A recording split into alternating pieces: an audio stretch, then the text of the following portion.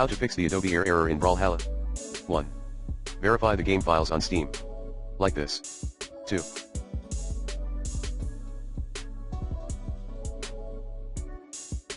Run the game, Brawlhalla.exe.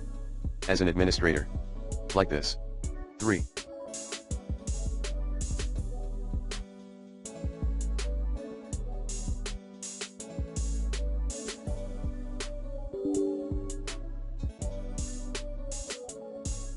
Reinstall Adobe Air software 3.1. Access https://airsdk.harman.com/runtime.